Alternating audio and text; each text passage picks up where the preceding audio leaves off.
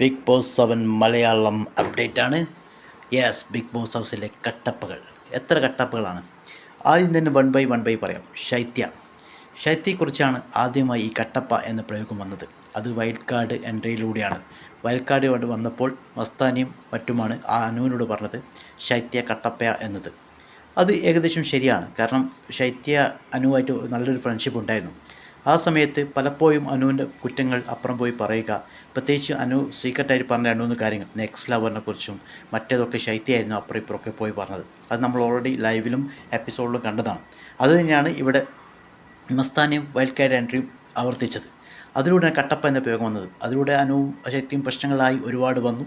അങ്ങനെ അവർ തിരിച്ചുപോയി. ഇപ്പോൾ റീ എൻട്രി, അതാണ് ശരിക്കും കട്ടപ്പുകളായത്. അതിൽ ആദിലയും നൂറയും ഒക്കെ ഉണ്ട്, അതൊക്കെ സെപ്പറേറ്റ് പറയാം.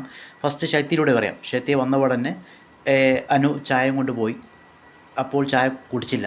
അതിനുശേഷമാണ് അനു ബാക്കപ്പായി നിന്നത്. പിന്നെ ശൈത്യ അനുവിനെ വിളിച്ച് നീ എന്നെ കട്ടപ്പ എന്ന് വിളിച്ചു, എന്തൊക്കെയാണ് ഞാൻ ചെയ്തത് എന്ന തെറ്റുകളെക്കുറിച്ച് ചോദിച്ചു. അനു അതിന് കറക്റ്റ് ഉത്തരം പറഞ്ഞില്ല. അനു പറഞ്ഞു ഓൾറെഡി ഞാൻ പുറത്തു എന്ന് പറയാം, അത് കുറച്ച് വലിയ കാര്യങ്ങളിലും ചെറിയ കാര്യങ്ങളുണ്ട്, അത് പുറത്തു പോയി പറയാം. പിന്നെ ശൈത്യ പിന്തുടർന്ന് അത് പറഞ്ഞുകൊണ്ടേയിരുന്നു. പിന്നെ അനു മാറി അവിടെ നിന്ന് ഇരുന്നു.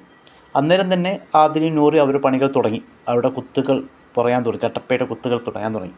പിന്നെ ശൈത്യ രണ്ടാമത് ഇട്ട് കൊടുത്താണ് അപ്പാനി ബിൻസി വിഷയം. ഇത് അപ്പാനി അനുവിനോട് ചോദിച്ചപ്പോൾ ആദിലാണ് ഇടയ്ക്കേരി പറഞ്ഞത് അനു ഇങ്ങനൊരു കാര്യങ്ങൾ പറഞ്ഞു, ക്ലീവേജ് ഡ്രസ്സ് എടുത്ത് മോശമായ രീതിയിൽ പറഞ്ഞു. അത് ശൈത്യയും പറഞ്ഞു, ഇവരൊക്കെ പറഞ്ഞു. അതായത് ഇതൊക്കെ അനു മാത്രം പറഞ്ഞ എന്ന രീതിയിലാണ്.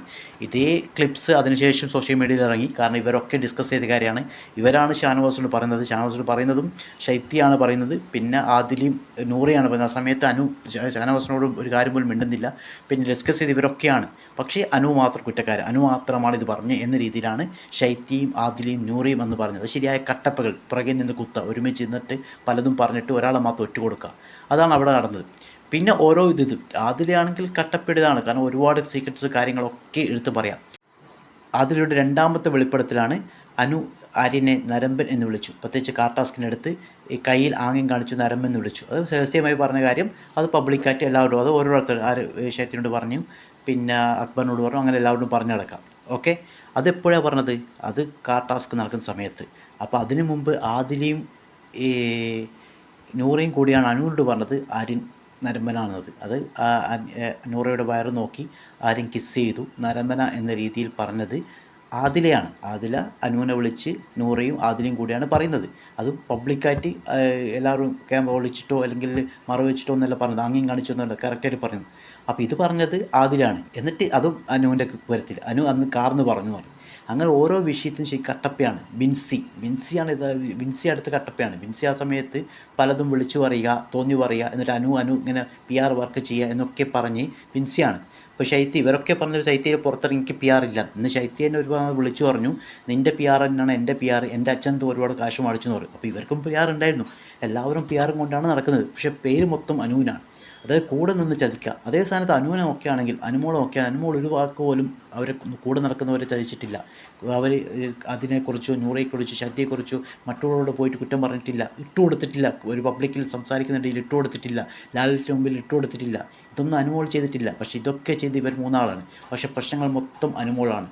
പിന്നെ എല്ലാവരും ഒരു വീട് മൊത്തം കോർണർ ചെയ്യാണ് അനുമോളുള്ള ഫെയിം കൊണ്ടോ അല്ല അനുമോളുടെ PR ഉണ്ടോ എന്നറിയില്ല. കാരണം PR എല്ലാവർക്കും ഉണ്ട്. പക്ഷേ എല്ലാവരും സ്വയം ഒളിച്ചു വെച്ചിട്ട് അനുമോൾക്ക് മാത്രമേ PR ഉള്ളൂ എന്ന രീതിയിൽ വരുത്തിക്കിറക്കിയാണ്.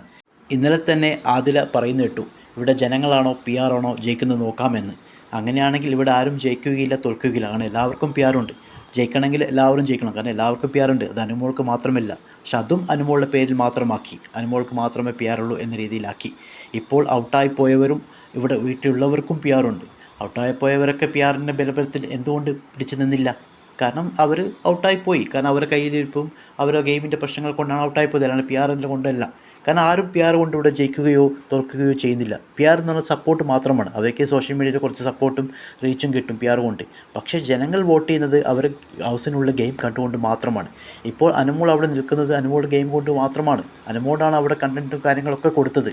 അതുപോലെ അവിടെ നിൽക്കുന്ന 7 പേരും അതും അവിടെ കണ്ടൻറ്റും കാര്യങ്ങൾ കൊടുത്തുകൊണ്ടുമാണ് അവിടെ നിൽക്കുന്നത്. പിന്നെ ലക്കും കാര്യങ്ങളൊക്കെയാണ്, അല്ലാണ്ട് PR ബലത്തിൽ മാത്രമല്ല അവിടെ നിൽക്കുന്നത്. ഏതായാലും ആര് ജയിച്ചാലും തോറ്റാലും ആര് കപ്പ് നേടിയാലും ഈ ബിഗ് ബോസ് 7 അറിയപ്പെടുന്നത് അനുമോളുടെ പേര് തന്നെയായിരിക്കും. കാരണം ഈ ബിഗ് ബോസ് ഹൗസിലെ കണ്ടൻറ്റ് മൊത്തം കൊടുത്തത് അനുമോളിലാണ്. അത് വീട്ടിനകത്തായാലും പുറത്തായാലും ഇപ്പോഴും ചർച്ച വിഷയം അനുമോൾ തന്നെയാണ്. XM channel, please subscribe and like.